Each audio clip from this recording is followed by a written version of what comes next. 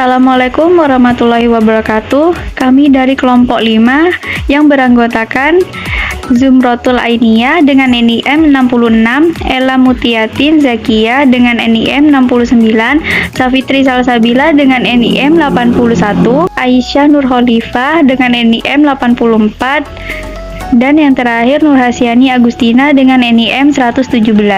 Kami akan mempresentasikan hasil review jurnal dari kelompok kami. Bab 1 pendahuluan. Untuk jurnal pertama, kami mengambil judul Kearifan Lokal dalam Pengelolaan Sumber Daya Air di Kampung Kuta. Penulisnya yaitu Tia Oktaviani Sumarna Aulia dan Area Hadi Darmawan.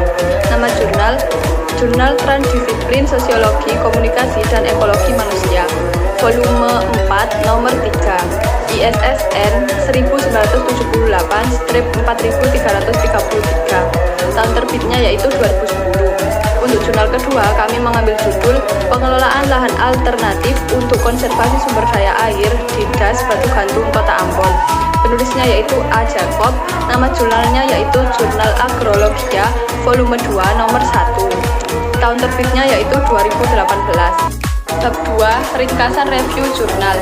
Jurnal pertama, latar belakang masalah yang dikaji yaitu pentingnya untuk menjaga keanekaragaman hayati yang ada di Indonesia sangat diperlukan.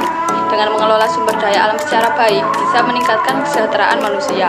Maka dari itu, perlu untuk mengelola sumber daya alam secara baik agar sumber daya alam itu bisa memberikan manfaat yang maksimal untuk manusia tanpa melibatkan kelestarian sumber daya alam itu. Sumber daya air adalah unsur yang sangat penting bagi keberlanjutan hidup manusia. Kampung Kuta merupakan salah satu daerah yang tetap melaksanakan dan mengelola sumber daya yang ada agar tetap terjaga kelestariannya, terutama untuk sumber daya air. Kampung yang memiliki kearifan lokal yang dikaitkan dengan budaya pamali dalam menjaga kelestarian lingkungannya. Dari latar belakang di atas, maka rumusan masalah yang ada dalam penelitian ini yaitu bagaimana bentuk kearifan lokal sebagai bentuk usaha menyelamatkan sumber daya air yang ada di Kampung Kuta dan bagaimana implementasi kearifan lokal dalam menjaga kelestarian sumber daya air. Untuk kajian teori atau konsep yang digunakan dalam jurnal pertama, yang pertama yaitu komunitas adat. Komunitas adat merupakan komunitas yang hidup berdasarkan asal nenek moyang atau leluhur sebelumnya. Di atas tempat adat yang memiliki kedaulatan atas kekayaan alam serta tanah, kehidupan sosial yang diatur oleh hukum adat tertentu di daerah tersebut, serta lembaga adat yang bertugas mengelola keberlangsungan hidup masyarakat di daerahnya. Komunitas adat juga bisa diartikan kelompok sosial budaya yang memiliki sifat lokal serta menyebar dan kurang atau belum terlibat dalam jaringan dan pelayanan, baik secara sosial, ekonomi, maupun politik. Teori yang kedua yaitu kearifan lokal. Kearifan lokal merupakan sebuah sistem pengetahuan dan cara berpikir serta pengelolaan secara lokal atau tradisional yang intinya akan kembali pada kebudayaan suatu kelompok manusia dan merupakan hasil dari suatu penelitian yang lama. Kearifan lokal ini berisi tentang gambaran persepsi masyarakat yang berkaitan dengan fungsi lingkungan, struktur lingkungan, dan reaksi alam terhadap kegiatan masyarakat, serta hubungan yang sebaiknya ada antara masyarakat dengan lingkungannya. Untuk teori yang ketiga yaitu pengelolaan sumber daya air. Pengelolaan sumber daya air merupakan usaha untuk merancang, melakukan, meninjau, serta mengevaluasi pelaksanaan konservasi sumber daya air, pemanfaatan air, dan mengawasi daya rusak air. Pengelolaan sumber daya air merupakan bentuk nyata dan cara terstruktur atau tidak terstruktur dengan tujuan mengendalikan sistem sumber daya air alam maupun sumber daya buatan manusia untuk kepentingan masyarakat dan lingkungan.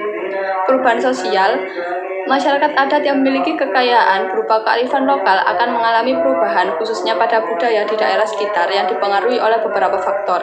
Misalnya pertumbuhan penduduk, adanya penduduk baru pada suatu komunitas tertentu, masuknya peralatan baru yang lebih modern, hubungan antar individu maupun kelompok, serta mudahnya akses masuk dan keluar ke dalam suatu komunitas. Metode yang digunakan dalam jurnal pertama. Untuk metode penelitian yang digunakan yaitu metode kualitatif yang mengidentifikasi adanya kearifan lokal dalam suatu daerah, contohnya di Kampung Kuta, serta menjelaskan kearifan lokal berdasarkan persepsi atau pendapat dari subjek penelitian. Penelitian ini dilakukan di Kampung Kuta, Desa Karangpaningal, Kecamatan Tambak Sari, Kabupaten Ciamis, Jawa Barat.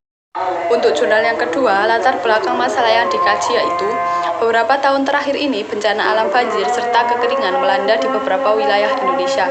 Hal tersebut adalah akibat dari adanya alih fungsi lahan hutan menjadi non-hutan seperti pabrik, bangunan, pemukiman, industri, dan lain-lain yang ada di daerah aliran sungai atau DAS.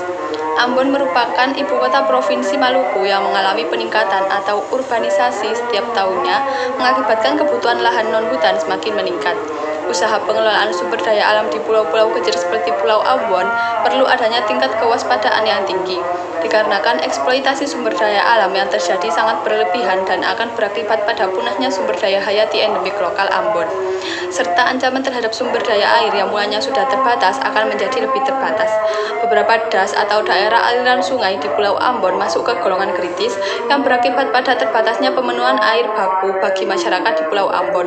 Untuk mengatasi masalah sumber daya air di Pulau Ambon, maka daerah aliran sungai Batu Gantung dipilih sebagai wakil dari DAS kritis di Pulau Ambon.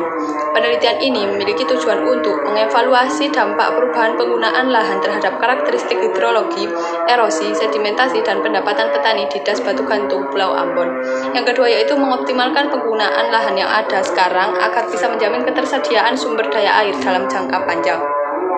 Yang ketiga yaitu merencanakan solusi pengelolaan lahan dusun yang bisa menurunkan erosi, meningkatkan pendapatan petani dusun, dan mengembangkan sumber daya air yang berkelanjutan di Pulau Ambon. Kajian teori atau konsep yang digunakan dalam jurnal yang kedua yaitu terdapat 3 tahap yang dilakukan pada penelitian ini. Pertama, analisis neraca air lahan dengan pendekatan model neraca air Stanford 4. Langkah pertama yang dilakukan yaitu kalibrasi dan validasi model neraca air. Kemudian apabila model neraca air dinyatakan valid, maka model ini dapat digunakan untuk mensimulasi skenario penggunaan lahan, hubungannya dengan water yield. Output model terdiri dari neraca air permukaan dan bawah permukaan. Kedua, analisis agroteknologi yang dilakukan dengan tujuan untuk mengevaluasi perubahan penggunaan lahan terhadap sedimentasi dan erosi. Ketiga, analisis pendapatan, biaya, dan kemungkinan pengembangan investasi usaha tani dusun dengan parameter ekonomi yang digunakan yaitu B/C ratio, NVP, IRR, dan payback period. Untuk metode yang digunakan dalam jurnal ketiga yaitu lokasi penelitian ini di daerah aliran sungai Batu Gantung, Kota Ambon pada bulan Mei sampai November tahun 2005. Pengumpulan data dilakukan menggunakan metode survei disertai pengukuran permeabilitas profil di lapang. Data dikumpulkan menggunakan kuesioner dan analisis laboratorium. Di sini saya akan menjelaskan sedikit terkait dengan pembahasan review artikel yang kami ambil dengan judul Kearifan Lokal dalam Pengelolaan Sumber Daya Air di Kampung Kota. Pengelolaan sumber daya air harus disesuaikan dengan kondisi lokal dan kearifan lokal yang ada pada setiap daerah. Hal tersebut karena setiap daerah memiliki karakteristik yang berbeda-beda. Kearifan lokal tidak hanya sebagai ciri khas, akan tetapi juga sebagai upaya dalam pelestarian lingkungan ekologis suatu daerah tersebut. Salah satu daerah yang menarik untuk dikaji lebih dalam adalah Kampung Kota yang terletak di Desa Karangpaningal, Kecamatan Tambak Sari, Kabupaten Ciamis, Jawa Barat. Masyarakat di daerah tersebut memiliki keyakinan terhadap makhluk gaib. Mereka meyakini di dalam hutan keramat tinggal makhluk-makhluk gaib yang menguasai serta mengendalikan seluruh wilayah kota, yang mana menetapkan aturan-aturan secara turun-temurun dan ditaati oleh semua orang. Masyarakat daerah tersebut memiliki kearifan lokal yang masih tetap dijalankan hingga saat ini. Bentuk kearifan lokal yang sudah dijalankan masyarakat di daerah tersebut yaitu budaya pamali. Setiap orang yang melanggarnya akan selalu mendapatkan balasan yang diyakini berasal dari karuhun mereka yang murka. Sumber daya air yang ada di daerah tersebut memiliki 2 fungsi, yaitu untuk memenuhi kebutuhan sehari-hari serta untuk ritual adat. Masyarakat hanya memanfaatkan sumber mata air tersebut untuk semua kebutuhan hidup sehari-hari serta dilarang untuk menggali sumur sendiri. Sumber daya air yang dimanfaatkan untuk kebutuhan ritual adalah sumber air yang berada di dalam hutan keramat. Sumber air tersebut hanya digunakan untuk keperluan ritual. Pengelolaan hutan keramat adalah bagian dari budaya pamali yang memiliki norma-norma dan merupakan suatu bentuk konservasi hutan yang dilakukan hingga saat ini oleh masyarakat. Pengelolaan hutan erat kaitannya dengan pengelolaan sumber daya air yang ada di dalamnya. Pembahasan selanjutnya yaitu analisis review jurnal. Untuk jurnal yang kami ambil yaitu berjudul Pengelolaan Lahan Alternatif untuk Konservasi Sumber Daya Air di DAS Batu Agung, Kota Ambon. Nah, perubahan penggunaan lahan daerah aliran Sungai Batu Gantung menunjukkan analisis bahwa penggunaan lahan hutan berkurang seluas 64,32 hektar dan lahan semak belukar juga berkurang sebesar 146,2 hektar mulai tahun 1989 sampai dengan tahun 2005. Nah, sebaliknya untuk penggunaan lahan dusun pemukiman malah semakin bertambah. Dampak dari adanya perubahan penggunaan lahan itu menyebabkan menurunnya debit aliran air bulanan, base flow, dan juga interflow. Namun sebaliknya, pada runoff air akan meningkat karena menurunnya daya infiltrasi dari air ke tanah.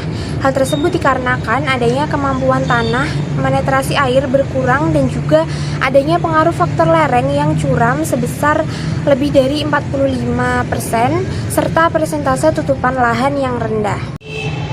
Selanjutnya yaitu evaluasi review jurnal. Nah, berdasarkan tahun 1989 sampai dengan tahun 2005, di daerah aliran Sungai Batu Gantung terjadi pengurangan penggunaan lahan luas lahan hutan, ladang, dan juga semak belukar menjadi lahan pemukiman, alang-alang, dan juga dusun. Adanya degradasi lahan dan alih fungsi lahan di hulu daerah serapan air di Pulau Ambon menyebabkan berkurangnya ketersediaan sumber air bersih bagi masyarakat.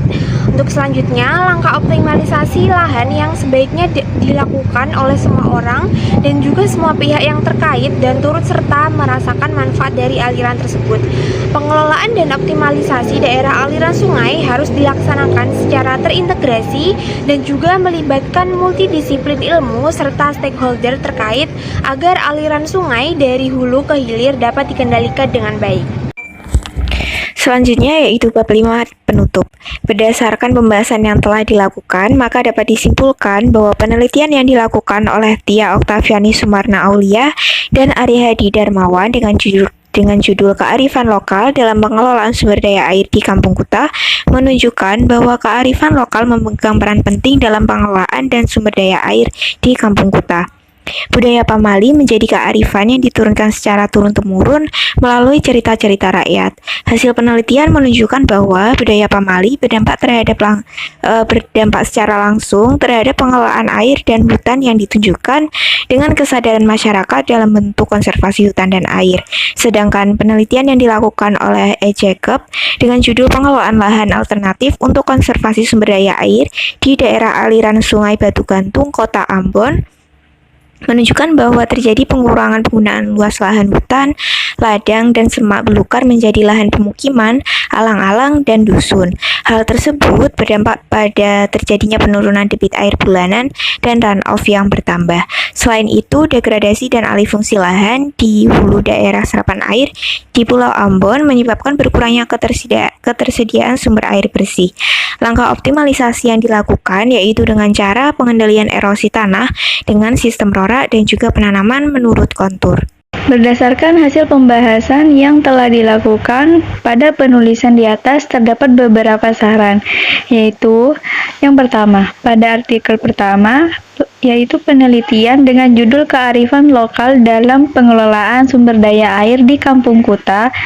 Ini perlu melakukan penelitian lanjutan yang berkaitan dengan kearifan lokal dan berhubungan dengan sumber daya air dikarenakan budaya pamali ini yang berdampak secara langsung pada pengelolaan air, di mana pengelolaan air ini cukup penting dalam daerah tersebut agar pengelolaan air pada daerah tersebut dapat dikelola dengan lebih baik lagi.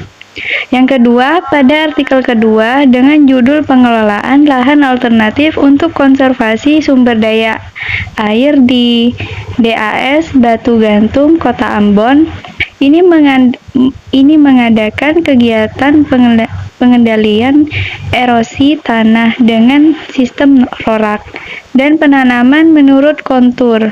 Proses optimalisasi yang sebaiknya dilakukan oleh semua pihak yang terkait dan merasakan manfaat dari aliran air tersebut. Pengelolaan air tersebut harus dilaksanakan secara terintegrasi dan melibatkan multidisiplin ilmu serta stakeholder agar kegiatan tersebut dapat dikendalikan dan kegiatan tersebut diadakan karena berhubungan dengan kesejahteraan masyarakat di sekitar lokasi. Sekian dari kelompok kami. Semoga apa yang kami sampaikan dapat bermanfaat. Terima kasih. Wassalamualaikum warahmatullahi wabarakatuh.